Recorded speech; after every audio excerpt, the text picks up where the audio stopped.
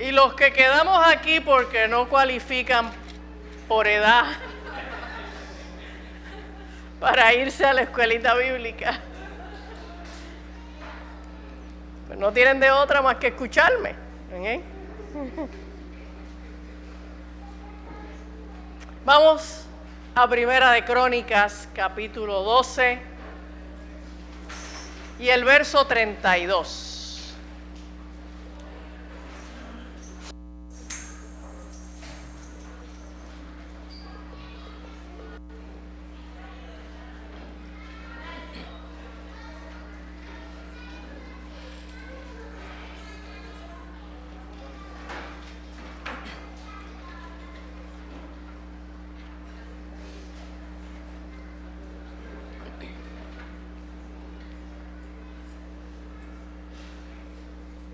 Antes de leer el versículo, quiero hablar un poco del contexto.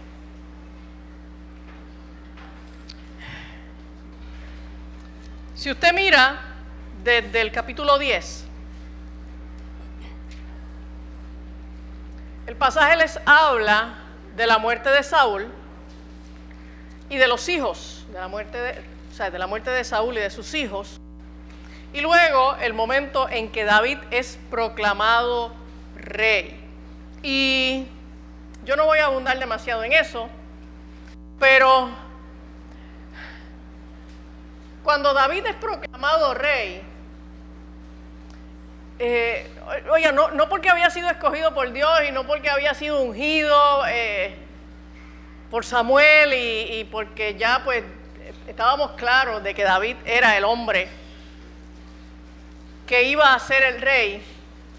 No por eso le tiraron una alfombra roja y le hicieron una reverencia, salve al rey. No. David tuvo que convocar ejércitos de todas las tribus de Israel para poder ir apropiándose de diferentes zonas, ¿verdad?, de Israel, para llegar a establecer su reino. Y entonces es ahí donde tenemos este pasaje de Primera de Crónicas. El capítulo 12 va mencionando pues de los hijos de tal tribu, llamó a tales hombres, de los hijos de tal tribu, etc. Y entonces el verso 32 dice: de los hijos de Isaacar, 200 principales, entendidos en los tiempos, y sabían lo que Israel debía hacer, cuyo dicho seguían todos sus hermanos. Y yo quiero que hablemos hoy un poco de estos hijos de Isaacar, o sea, de estos soldados, estos combatientes que eran de la tribu de Isaacar y que David los escogió, y los escogió por estas tres características. Eran entendidos en los tiempos, sabían lo que Israel debía hacer y su dicho seguían todos sus hermanos. Gente que eran entendidos en los tiempos, que eran visionarios, que miraban a su alrededor y podían leer los tiempos, ¿ok? De hecho, en un momento dado Jesús señala, cuestiona, censura a la gente de su tiempo y les dice: ustedes miran para afuera y ven las nubes y saben si va a llover o no. Ustedes son hasta meteorólogos. Sí. Sin embargo, no pueden discernir de los tiempos ni las sazones. Entonces, podían mirar a su alrededor y podían evaluar muchas cosas al punto de que podían hasta pronosticar. ¿Ok? Podían pronosticar si iba a llover, podían pronosticar el cambio climático, yo qué sé. ¿Okay? Sin embargo, no tenían entendimiento de las cosas que estaban pasando en el mundo espiritual. ¿Ok? Y entonces, ¿qué nos dice Segunda de Timoteo, capítulo 3, del verso 1 al 5? Estoy tratando de contextualizar en el tiempo presente a los hijos de Isaacar. Segunda de Timoteo, capítulo 3, dice así: también debes saber esto, que en los postreros días vendrán tiempos peligrosos. Uy, subraye eso, con un magic marker, con un lápiz, con un lipstick, con lo que tenga a la mano.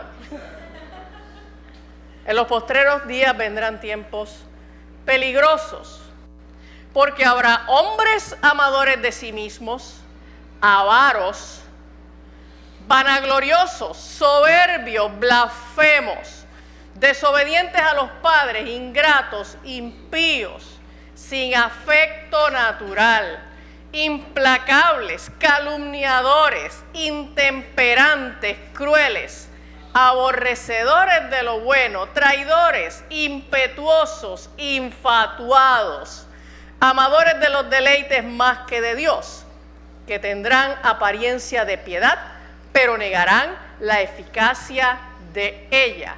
A estos evita. Fíjense que no está hablando de los impíos de allá afuera, está hablando de gente que tienen apariencia de piedad, que parecen de los buenos.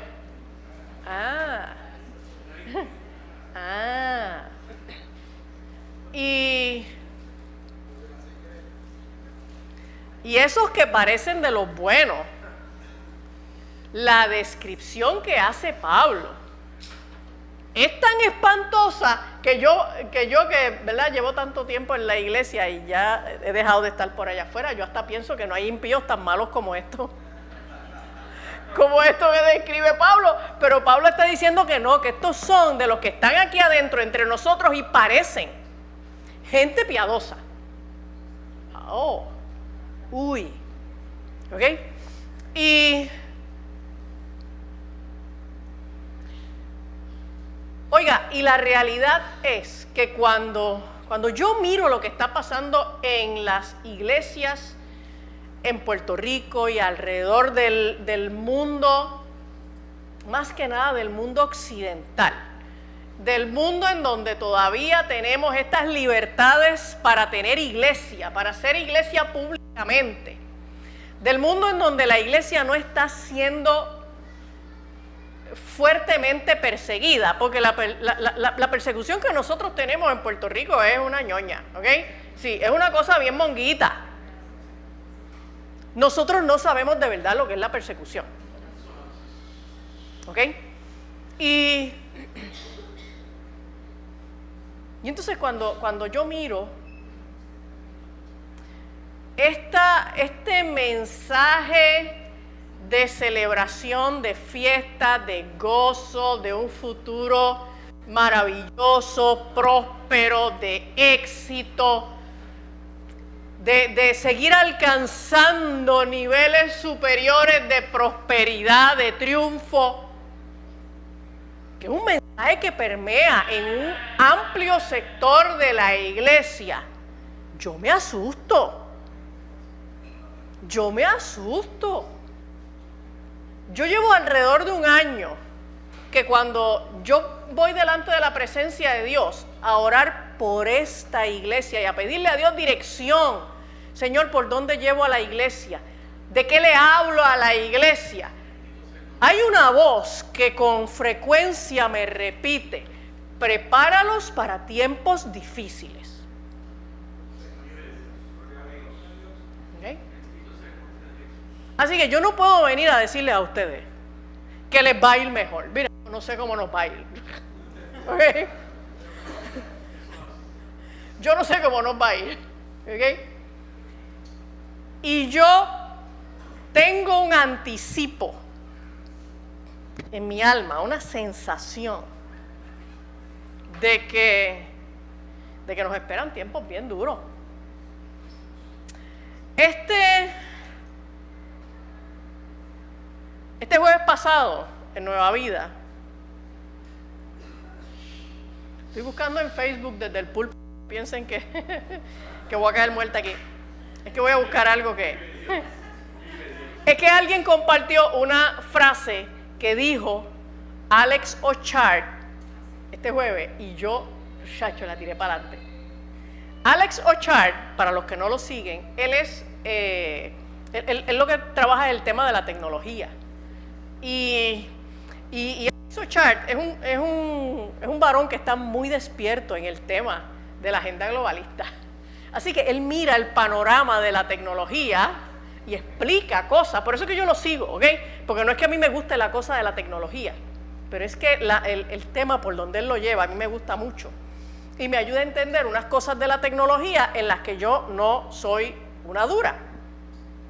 Él dijo lo siguiente: los que se preparan para un caos en el futuro están mejor que los que no se preparan. Ay. Y de verdad, y esto que digo, mire, las predicaciones mías empiezan a correr por las redes y muchas personas ven mis predicaciones, así que me hago responsable de mis palabras. Yo creo que los líderes cristianos que están diciéndole a las iglesias que vamos en camino a tiempos mejores, prósperos, seguros, creo que le están mintiendo al pueblo de Dios. Creo que le están mintiendo al pueblo de Dios. ¿Ok? Y recientemente tuve una experiencia bien linda. Me reuní con estos dos varones con los que yo hace algún tiempo quería poder coincidir. Y ellos son católicos ambos, y uno es sacerdote. Y están bien claros en la agenda globalista y en el final de los tiempos y qué sé yo. Y ya con uno de ellos yo había podido conversar por teléfono y por mensaje. Y yo dije, pero yo necesito hablar con este hombre. ¿Okay? Así que coincidimos y me reuní con los dos, con él y con su párroco, y tuvimos una conversación pero exquisita, y les dije, esta no puede ser la última, ¿ok? La disfruté un montón, pero salí loading. Y este sacerdote, hablando de las cosas que van a venir, de las cosas que están pasando en la iglesia en general, y obviamente él hablaba más de las cosas que pasan en la iglesia católica porque es la que él conoce, pero yo entonces le decía, pero es que acá en los protestantes no está pasando distinto, ¿ok? Y entonces en un momento este hombre empezó a hablar de cómo este hombre no cerró su parroquia en ningún momento durante el COVID. ¿Ok? Y su parroquia queda en un lugar bastante discreto. Así que se le llenaba y como que no había en el ojo público. Y él pudo bendecir a mucha gente y ministrarle a mucha gente durante todo ese tiempo, porque él no cerró. ¿Ok? No quiero mencionar nombres ni nada porque... ¿okay? Y él no fue el único, ¿ok? Él no fue el único. Entonces cuando yo escucho a este hombre hablando de que lo que él le está ministrando a su iglesia, en la misa, en la homilía, ¿ok? La humildad es la predicación, ¿ok? En la Iglesia Católica. Y él me dice cómo él está preparándose, él y preparando a sus fieles para el momento en que tengan que morir por Cristo. Yo me trincaba los hombros.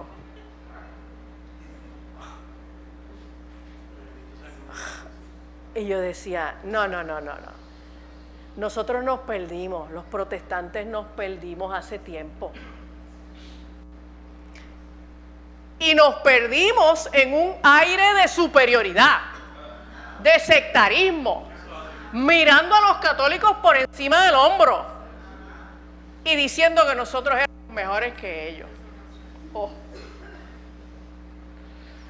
Oiga, en la Iglesia Católica hay gente que se va a salvar y gente que se va a perder. Y en la Iglesia Protestante también. ¿Ok? No es la iglesia a la que usted va la que garantiza su entrada al cielo. Sin embargo, la iglesia a donde usted va tiene que ser la iglesia que esté más cerca de la palabra de Dios. Yo me asusto cuando escucho expresiones como la que hizo Yanis hace un momento, que ha estado tantos años en iglesias y dice que cuando él vino aquí fue la primera vez que escuchó decir que la ofrenda es un acto de adoración a Dios. Y yo digo, pero ¿y entonces para qué recogían ofrendas en las iglesias donde ella estaba? Pero sí que la ofrenda es un acto de adoración a Dios. Y el dinero material que se recoge, dice el Nuevo Testamento, que es para dos cosas: para extender el reino, ¿okay?, y apoyar a aquellos que extienden el reino con la palabra del Evangelio, y para ayudar a los necesitados. Más nada. Lo demás son extras. Los templos, los aires acondicionados, las decoraciones, los equipos de sonido y todas esas cosas. Eso se supone que nosotros metamos ahí los chavos que sobran después de haber apoyado la extensión del reino de Dios mediante la predicación y la ayuda a los necesitados. Gloria a Dios. Y si nosotros no entendemos que estamos viviendo tiempos peligrosos, muy peligrosos, pues entonces no somos entendidos. Dice entonces también Pablo a Timoteo, pero en la primera carta, capítulo 4.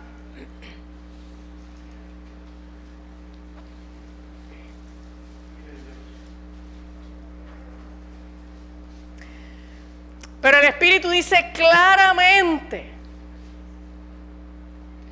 Pablo no dice que mira, fíjate que yo como que siento que el Espíritu está diciendo. No. Si había algo que Pablo había recibido del Espíritu con toda claridad, sin lugar a dudas, era esto: que en los postreros tiempos algunos apostatarán de la fe, escuchando a espíritus engañadores y a doctrinas de demonios, por la hipocresía de mentirosos, que teniendo cauterizada la conciencia, bla, bla, bla, bla, bla, y por ahí sigue. Los postreros tiempos son tiempos de apostasía, son tiempos donde habrá gente que no es que se van a ir de las iglesias, sí, algunos se van a ir de las iglesias, pero es que muchos se van a quedar dentro de las iglesias enseñando doctrinas de demonios, enseñando doctrinas de demonios. Y entonces dice Romanos 13, Pablo sigue hablando, versos 11 y 12. Y esto, conociendo el tiempo, que es ya hora de levantarnos del sueño. Wake up.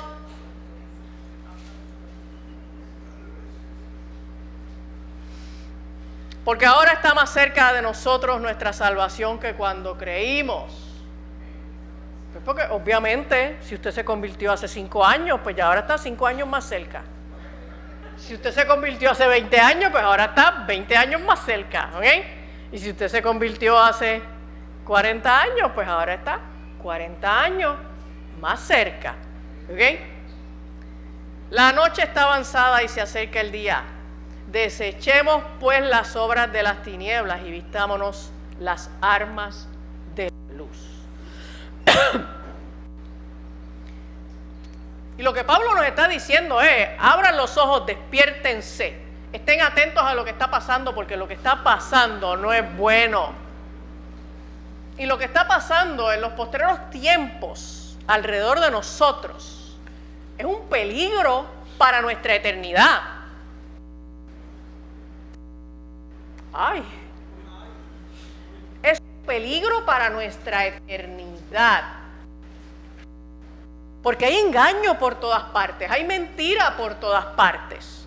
Nosotros en este momento estamos en una generación, ya no estamos en el posmodernismo. El posmodernismo es solo la base de la era que nosotros estamos viviendo, que en la filosofía se le llama la era de la posverdad. Uy. La era de la posverdad. La verdad se acabó. La verdad es cosa del pasado. Eso es lo que significa posverdad. La verdad es cosa del pasado. Sí.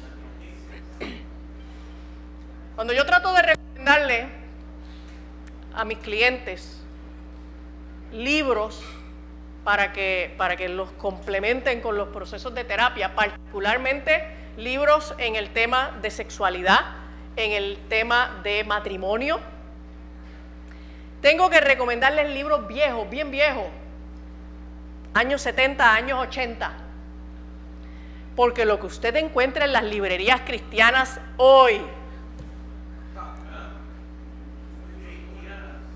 en las librerías cristianas hoy, está contaminado. Está contaminado. ¿Ok? La verdad es cosa del pasado. Cuando usted quiere estudiar historia y usted busca historia de lo que sea, historia de Puerto Rico, historia de Estados Unidos, historia de lo que sea, usted tiene que buscar libros bien antiguos y tiene que meterse por internet a buscar aguja en un pajar para poder encontrar libros viejos, porque la historia se ha reescrito. Eso es lo que se le llama el revisionismo histórico, ¿ok? Que es cuestión de dejar lo que estaba escrito, que era cierto, y escribir ahora un embuste. Hay una serie de libros, son en inglés, pero yo he comprado algunos que son el politically incorrect tal tema, ¿ok? Y ahí tienes temas de política, temas de religión, y son bien buenos porque te permiten mirar la versión políticamente incorrecta, que asumimos que es la más veraz, ¿okay? Acerca de muchos temas, ¿okay? Y es importante que nosotros entendamos que estamos en tiempos malos y tiempos que amenazan nuestra eternidad, porque son tiempos de engaño. La única vacuna que usted tiene contra esto es que usted se ponga a estudiar las Escrituras. No le crea a nadie, no me crea ni a mí. No me crea a mí, porque si yo vengo y le digo un embuste, ¿ok? No le crea a nadie, créale a las Escrituras. Póngase a leer. Ahora, dice el pasaje de Primera de Crónicas que estos hijos de Isaacar también eran hombres que sabían lo que Israel debía hacer. Oye, porque si eran entendidos, ¿okay? La base era esa, eran entendidos, pues entonces sabían lo que Israel debía hacer. Y eran hombres que conocían la verdad y la seguían con integridad. Porque una cosa es que usted sepa la verdad y otra cosa es que usted esté dispuesto a vivirla con integridad. ¿Ok? Lamentablemente muchos de los que están dentro de las iglesias enseñando falsas doctrinas, enseñando engaños, realmente saben la verdad y tuercen las escrituras para su propia perdición. ¿Ok? En la historia de la filosofía, los movimientos ideológicos y la política, nosotros encontramos que detrás de las ideas existe un pensador que se beneficiaba de las ideas que estaba proponiendo. ¿Ok? Cuando usted se enfrente a cualquier filósofo, busque una buena biografía de ellos, pero las biografías estas extensas que cuentan los bochinches, ¿verdad? Que no se pueden decir en sociedad. Dice, este libro es bueno para los que quieran trabajar un poquito más el tema. Norman Geisler, él escribe este libro que se titula Cuando los escépticos preguntan. Este libro es viejo, es un libro de apologética muy bueno. Y él dice, las leyes morales no describen lo que es, sino que describen lo que debe ser. Describen lo que deberíamos estar haciendo, sea que lo hagamos o no. Uno de los principios de este posmodernismo y esta posverdad es que la moral está determinada por lo que la gente hace. ¿Ok? Entonces, si antes, yo recuerdo cuando yo estaba en la escuela superior y se hacían los parties de la clase de graduanda, yo recuerdo una noche que teníamos un party de la clase graduanda, un party de marquesina, ¿ok? Pero era para sacar fondos para la graduación. Y entonces papi me dio permiso para ir a ese paricito. Cosa rara porque papi no me daba permiso, pero bueno, me dio permiso. Y me dijo, cuando bailes, no permitas que se te peguen.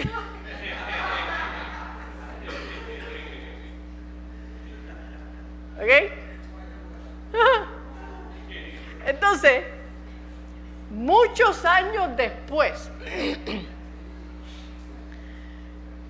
en el prom de Nani, yo fui y fue bien loco porque allí habíamos los padres como de 5 o 6 muchachos, nada más. Los demás dejaron los muchachos allí y los venían a buscar después. ¿Ok? Sí. Y entonces, pues ya cuando Nani se gradúa, ya está de moda el perreo. ¿Ok? Exacto.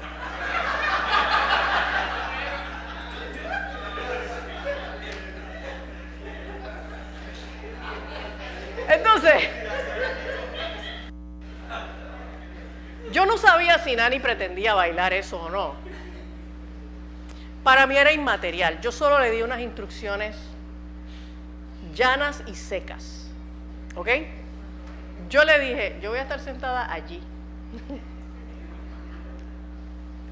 Evítate una escena.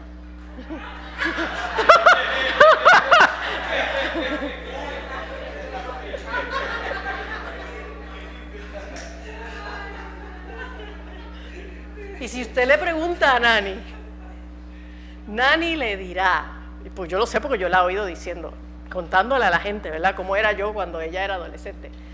Nani le dirá, y yo no me atrevía porque como mami es loca, mami se atreve. ¿Sí?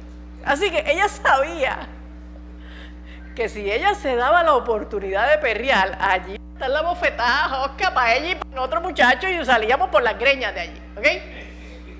Entonces, bueno, pues ella se comportó, por supuesto, que no tenía de otra. Yo no sé si es que ella de veras quería portarse bien o era que yo estaba allí. Eso es inmaterial, ¿ok? Entonces, habíamos como 5 o 6 padres allí sentados en la misma esquina, porque era una esquina bien estratégica donde nosotros teníamos un scope ahí, tú sabes, para mirar. Y entonces, nosotros veíamos, había un pasillo que dirigía hacia los baños. Entonces nosotros veíamos tanto nenes como nenas que se iban para ese pasillo, se tardaban un montón y regresaban todos estropeados, desaliñados. ¿Ok? ¿Ok? Yo dije, por lo menos, yo sé dónde está la mía. ¿Ok? Y el problema es que en este momento usted puede criticar esas escenas de baile. ¿Por qué? Porque eso es lo que hace todo el mundo. Porque como eso es lo que es, eso es lo que está ocurriendo, eso es lo que hace la mayoría, eso es lo que la sociedad acepta, pues entonces esa es nuestra nueva definición de moral. Está bien que perriemos. ¿Ok? Entonces, Heisler lo que explica es, no. La moral no es, tú no la describes a base de lo que es, a base de lo que ocurre, a base de lo que está pasando. La moral tú la describes a base de lo que debería ser. ¿Qué es lo que deberíamos estar haciendo? ¿Cómo es que nos deberíamos estar comportando? ¿Ok? ¿Cómo definimos la masculinidad en nuestros tiempos? Uy. Una masculinidad tan frágil, tan irresponsable, tan afeminada. Pero ¿qué dice Pablo? Hace 2000 años, Pablo le dijo a los corintios, portaos varonilmente, compórtese como un macho. La moral no tiene que ver con lo que está ocurriendo en nuestra sociedad. La moral es lo que debería ser. Y usted lo tiene que basar en unos principios que son absolutos y que no cambian. Ahora, vamos a ver algunos de nuestros filósofos, pero usted puede hacer este ejercicio con una inmensa cantidad de filósofos y le va a dar el mismo resultado. Mire, Juan Jacobo Rousseau, yo estoy segura de que a todo el mundo en primer año de universidad, cogiendo la clase de ciencias sociales o de humanidades, le empujaron que tenía que leer el contrato social. Siglo XVIII. Juan Jacobo Rousseau fue un influyente en la Revolución Francesa. Lo que él postuló fue de mucha relevancia, fue de mucha influencia en la Revolución Francesa. Y él propuso, entre otras cosas, que los niños deben ser responsabilidad del Estado. ¿Ok? By the way, desde los 33 años de edad él convivió con una mujer con quien tuvo 5 hijos y obligó a esa mujer a ir entregando a los niños uno por uno a un orfanatorio según iban naciendo. Ups.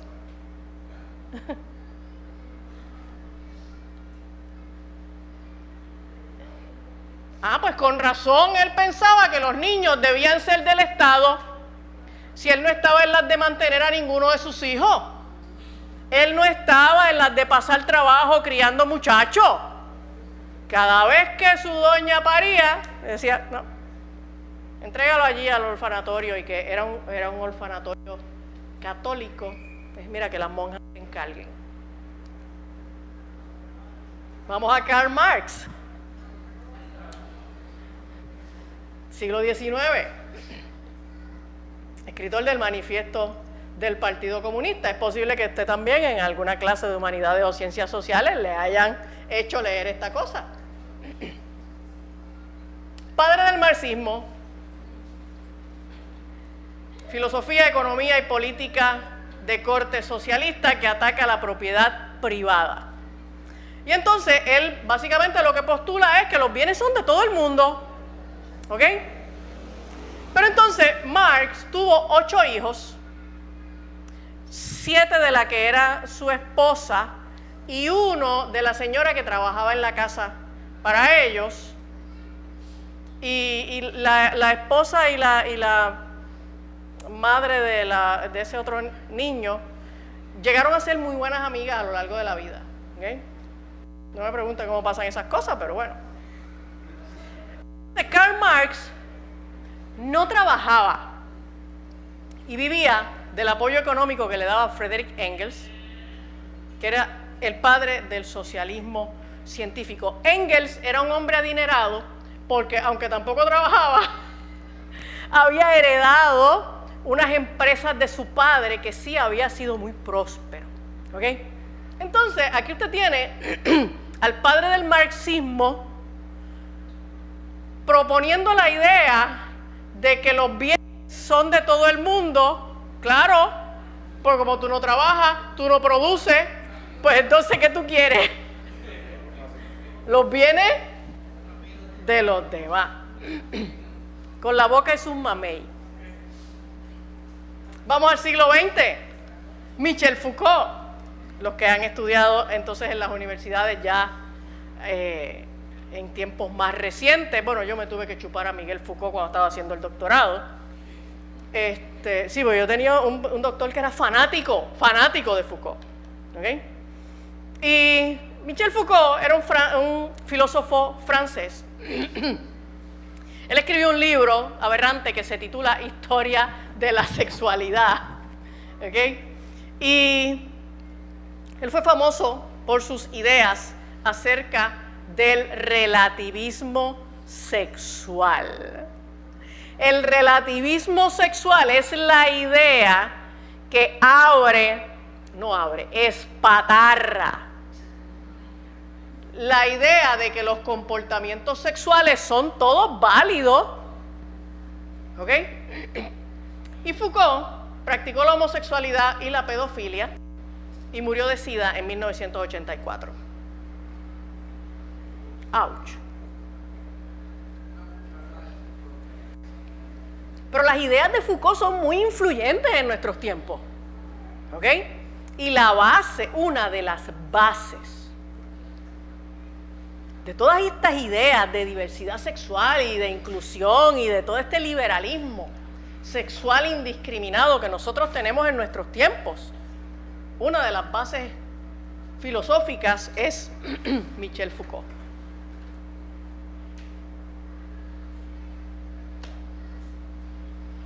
Lo que dice Proverbios 4.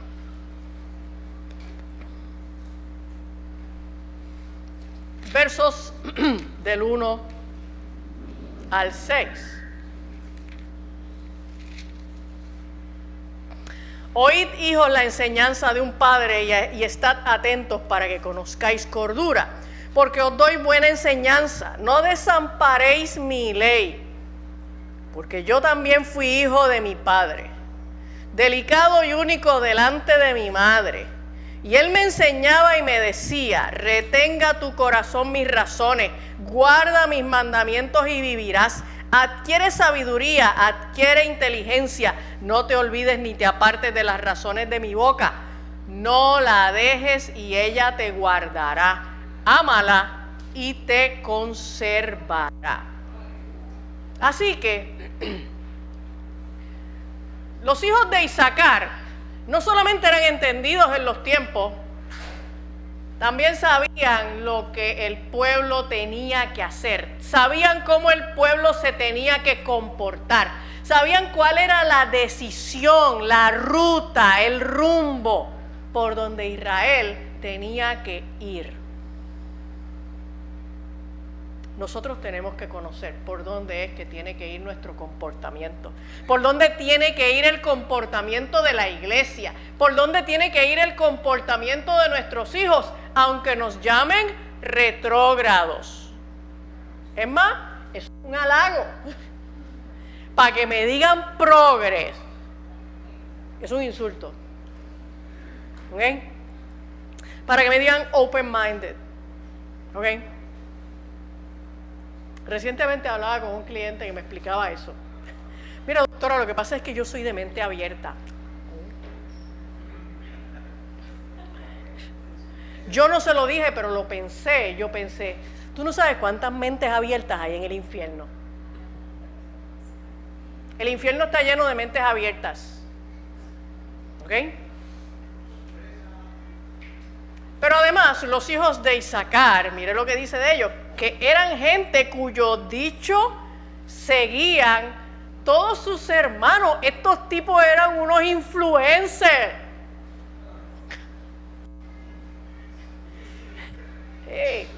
Eran líderes, eran reconocidos como gente a las que se le podía seguir. Eran gente reconocida como gente que cuando decían algo, cuando daban un consejo, cuando asumían una postura, esta gente sabía. ¿Sabían por qué? Por las dos razones que mencionamos primero, porque eran gente que eran entendidos en los tiempos, conocían, y eran gente que sabían lo que había que hacer. Y era de esa manera que entonces el pueblo los seguía, les prestaban oído. Y decían, oh, espérate, los hijos de Isaacar hablaron, vamos a hacerles caso. Y eran hombres de liderazgo.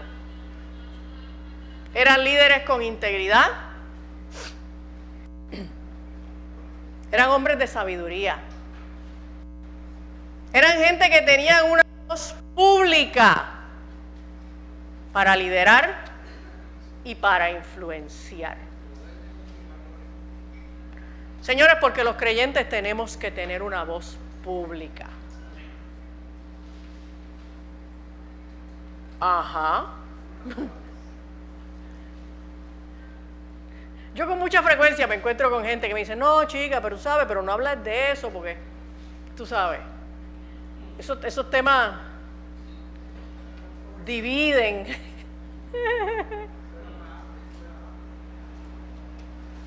Bueno, lo que pasa es que si Jesús fue el primero que dijo, mira, yo no he venido a traer unidad. El que habla de unidad es el Papa Francisco, tengan cuidado. Una unidad tal que ya estamos echados de brazos con todas las demás religiones. Una unidad tal que ahora tenemos en los Emiratos Árabes la familia abrámica, 3 monumentos, 3 edificios. Un edificio para el cristianismo, un edificio para el islam y un edificio para el judaísmo, en lo que es la sede de la religión mundial. Un papa que estuvo involucrado en unos rituales de adoración. Si usted no sabe de eso, busque el Papa y la Pachamama. Absolutamente satánico. Por amor a la unidad. Pero es que Jesús no nos dijo a nosotros que nosotros estábamos llamados a tener una unidad con el mundo. Jesús nos dijo que teníamos que tener unidad entre nosotros, entre los creyentes. Ahí sí, aquí, entre los creyentes y con todos los creyentes del mundo. Los creyentes en Jesucristo, los lavados por la sangre del Cordero, con ellos nosotros tenemos que tener unidad independientemente del partido político. El que tenga oídos, por favor. Hello. ¿Ok? Sí, en el cielo van a ver PNP.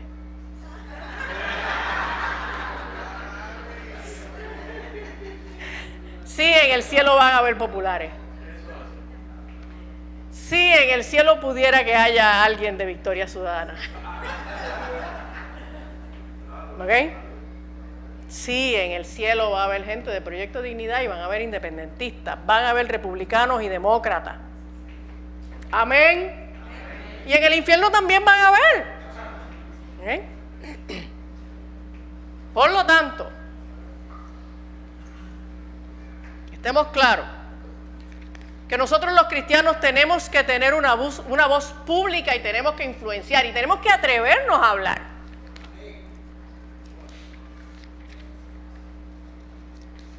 En Deuteronomio 28, verso 13, le dice Dios al pueblo de Israel: te pondrá Jehová por cabeza y no por cola, y estarás encima solamente y no estarás debajo, si obedecieres los mandamientos de Jehová tu Dios, que yo te ordeno hoy, para que los guardes y cumplas. El pueblo de Israel estaba llamado a ser cabeza, luz, dirección, guía, influencia para todas las naciones. Tenía que hacerlo. Amén. ¿Qué dice Isaías 58?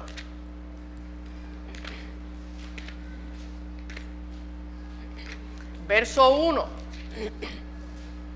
Clama a voz en cuello, no te detengas, alza tu voz como trompeta y anuncia a mi pueblo su rebelión y a la casa de Jacob su pecado. Dilo, abre la boca, ya dilo duro, señala, predica. Habla, di las cosas que tienes que decir conforme a las Escrituras. Si Juan el Bautista no tuvo problema en decirle a Herodes: no te es lícito tener a la mujer de tu hermano.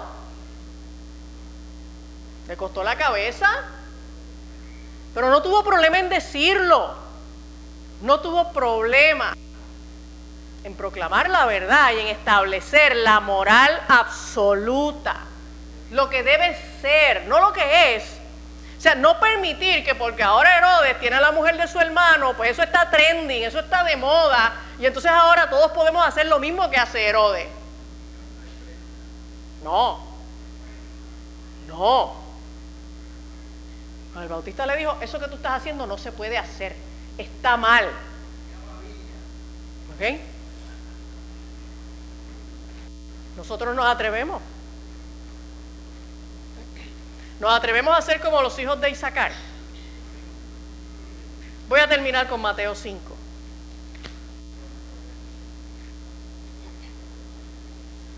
Versos del 14 al 16.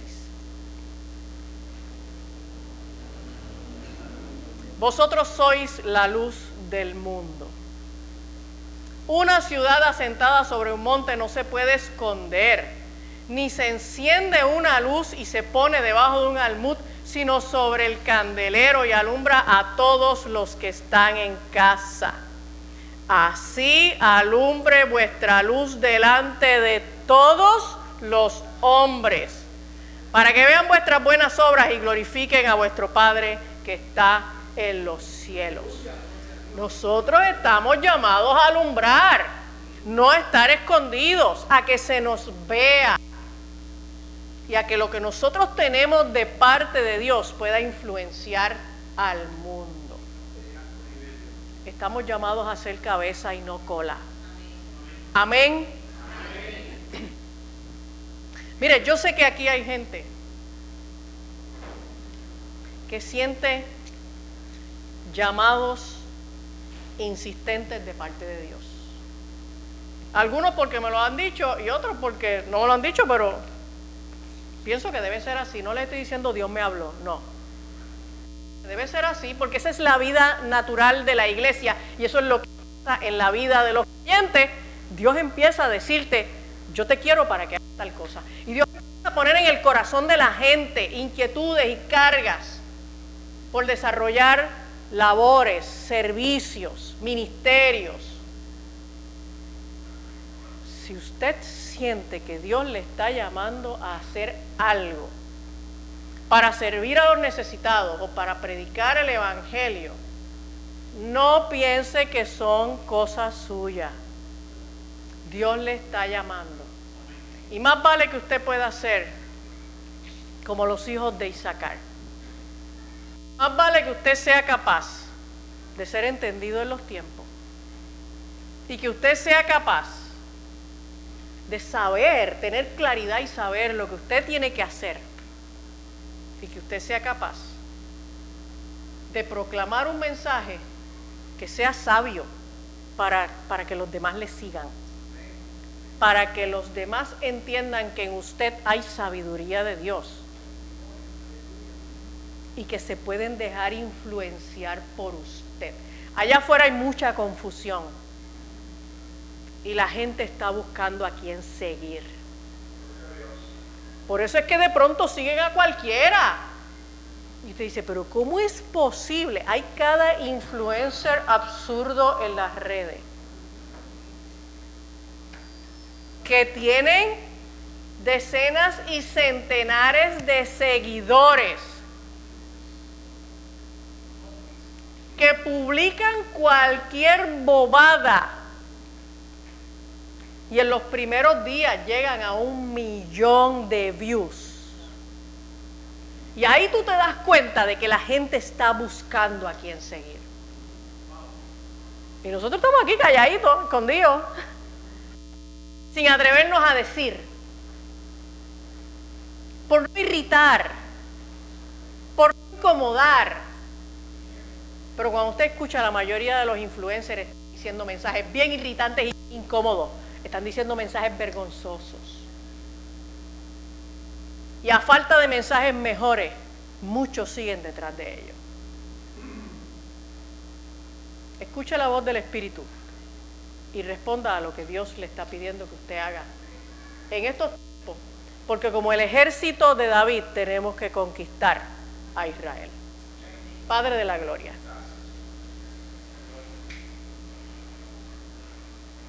Señor, nosotros estamos en este momento delante de tu presencia y delante de la voz de tu Espíritu para preguntarte, Señor, ¿qué tú quieres que yo haga?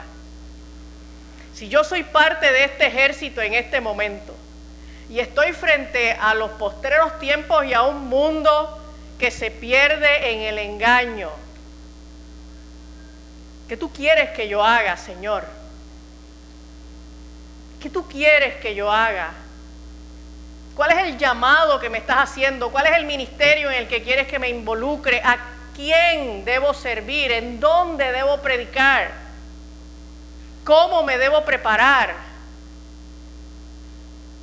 Señor, habla con claridad a mi mente y permite que yo pueda tomar pasos en fe para caminar hacia tu voluntad. El mundo necesita gente que sean como los hijos de Isaacar, que sean entendidos en los tiempos, que sepan lo que Puerto Rico tiene que hacer y cuyo dicho sigan todos sus hermanos. Padre, te digo, heme aquí, envíame a mí. En el nombre de Jesús.